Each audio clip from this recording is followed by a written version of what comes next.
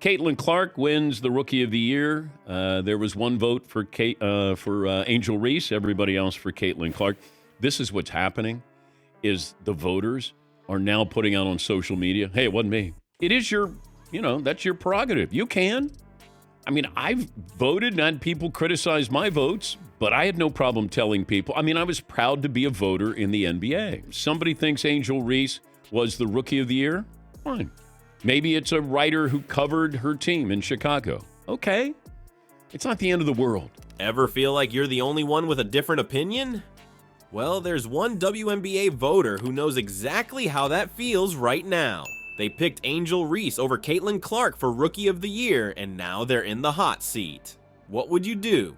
Before we move on, I'd like to ask you a small favor. If you appreciate this content, please take a second to like this video and subscribe to the channel. Over 98% of you watch the videos without subscribing. It costs you nothing, but it makes a huge difference to us. So did you click the subscribe button? Great, thank you so much. Now, back to the video. Imagine you're Caitlin Clark.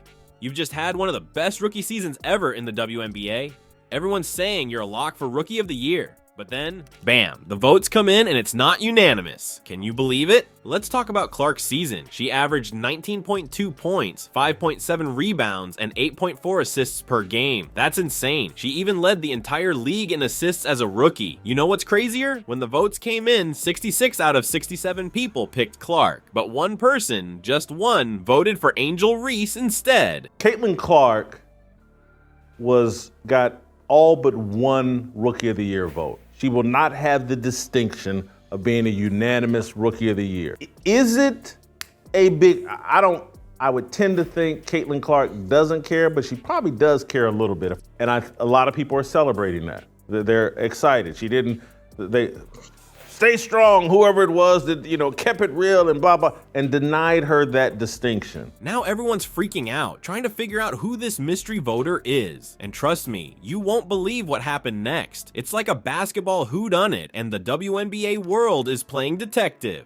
Hold up. Before we crack this case wide open, we need to look at the evidence. Clark versus Reese, the assist queen against the rebound machine. It's time to put their rookie seasons under the microscope. Ready to see who really comes out on top? The WNBA Rookie of the Year race was pretty much neck and neck for the majority of the season, but now the league has officially crowned its queen.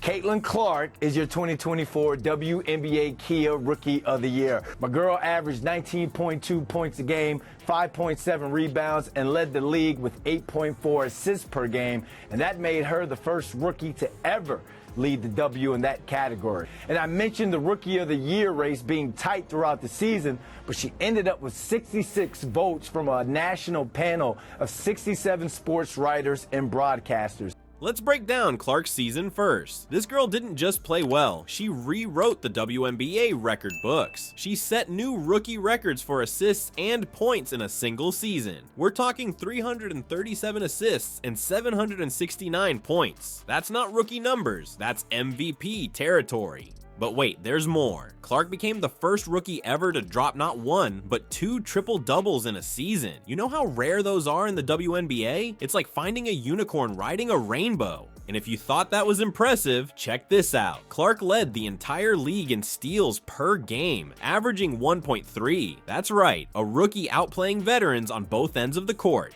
Now, let's talk about Angel Reese. Caitlin Clark showed up, and this is proof that her life is 10 times as hard as, to get the same credit. People were actually watching her play basketball, so that added stress of the much bigger audience certainly came into play. I don't want to say scrutiny, but coverage is another way of lowering the bar. And I'm going to say this again. This is a Confucius mantra.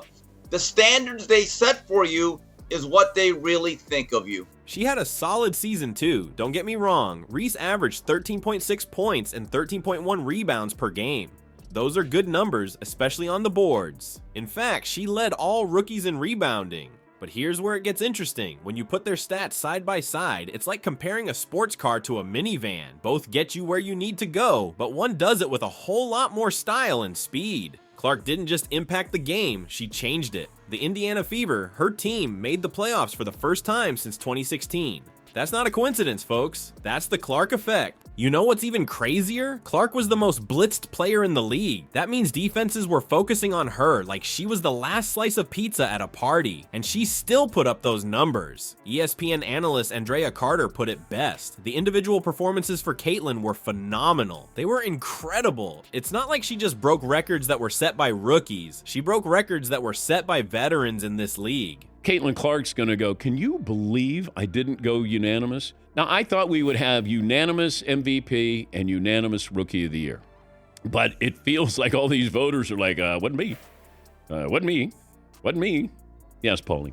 You got that with Asia Wilson, but Caitlin Clark all but won, and I don't think it's going to ruin her summer.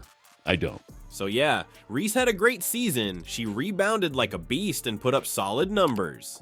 But Clark, she played like she was using cheat codes in a video game. While Clark dominated the court, an off-court mystery was brewing. One voter decided to swim against the tide, casting their ballot for Reese instead. What's their story, and why won't they come forward? You'd think finding one person in a group of 67 would be easy, right? Wrong. This mystery voter has turned the WNBA world upside down, and now everyone's playing detective. It's like a real-life game of Clue, but instead of Colonel Mustard in the library with a candlestick, we're looking for a sports writer with a controversial ballot. The hunt for this elusive voter kicked off faster than a fast break. WNBA media members started sharing their ballots left and right, trying to prove their innocence. It was like watching dominoes fall, but each one was yelling, "It wasn't me!" Terica Foster Brasby, a Connecticut Sun reporter, came out swinging. She posted, "Just so we're clear, it wasn't me. I voted for CC, so don't blow me up or call me a hater cause it wasn't Terica." Talk about putting it all out there. She even showed her ballot as proof. That's what I call a power move. But Foster Brasby wasn't alone in this ballot sharing party. Christina Williams, another WNBA reporter, jumped on the transparency train. She declared, "I had Caitlin Clark on my ballot for Rookie of the Year." It's like they're all playing a giant game of not it. Caitlin Clark's incredible season has come to a storybook ending as she won the Rookie of the Year award. You are the 2024 Kia WNBA Rookie of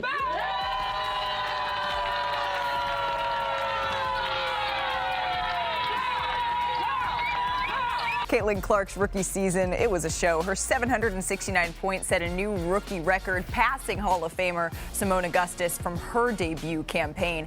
With each reporter clearing their name, the pressure on our mystery voter kept building. It's like they're sitting on a ticking time bomb of backlash, and the clock is running out. You know, things are getting serious when the analysts start weighing in. Andrea Carter didn't hold back. She said, if you were the person who had that one vote, you should be able to stand on it, and we should know who you are.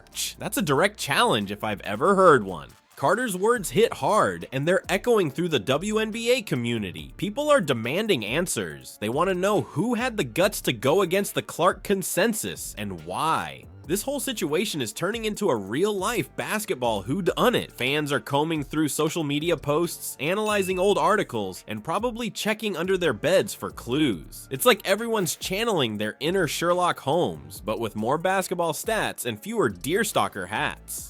The craziest part? This isn't just about one vote anymore. It's sparking a bigger conversation about transparency in sports voting. Should all votes be public? Is anonymity still the way to go? These are the questions keeping WNBA fans up at night. You know how one small pebble can start an avalanche. Well, this lone vote for Angel Reese isn't just shaking up the Rookie of the Year race. It's got people asking, is the whole system messed up? This isn't about Clark versus Reese anymore. It's about fairness, transparency, and the future of sports voting. Let's talk about the fans for a second. They're not just upset, they're demanding action. We're seeing calls for this mystery voter to lose their privileges. It's like they've committed some cardinal sin of basketball. But here's the thing, is punishing one voter really going to solve the problem? Now, picture this. The NBA, the WNBA's big brother, does things differently. Their voting process is out in the open. Every vote, every voter, all there for the world to see. It's like comparing a glass house to a brick fortress. The WNBA, they're still keeping things under wraps. But with this controversy, people are starting to ask, why the secrecy? Andrea Carter, an ESPN analyst, didn't mince words. She said, "This is why we would love for the WNBA to make voting not anonymous, because if you were the person who had that one vote, you should be able to stand on it and we should know who you are." Boom, she just dropped the mic on the whole anonymity debate. But here's where it gets really interesting. This isn't just about knowing who voted for who. It's about something bigger. It's about trust. It's about knowing that these awards, these honors that mean so much to players and fans, are being decided fairly. Think about it. When votes are secret, it's easy for biases to sneak in. Maybe someone has a grudge against a player, maybe they're playing favorites. Who would know? But when everything's out in the open, voters have to own their choices. They have to be ready to explain why they picked player A over player B. And let's be real, this matters. These awards aren't just shiny trophies. They affect players' careers, their legacies, even their paychecks. A Rookie of the Year title can set the tone for a player's entire career. So when there's even a hint that the voting might not be 100% fair, you bet people are going to make noise. But here's the kicker. This one vote, it's making people realize we need to change how these awards are decided. It's not just about Clark or Reese anymore. It's about every player who's ever been in the running for an award, and every fan who's ever felt like their favorite got robbed. So what's next? Are we gonna see the WNBA follow in the NBA's footsteps? Will they pull back the curtain and let us all see what's going on behind the scenes? Or will they double down on keeping things under wraps? One thing's for sure, this debate isn't going away anytime soon. It's got people fired up, asking questions and demanding answers. And maybe, just maybe, that's a good thing, because when people care this much about fairness in sports, it pushes everyone to do better.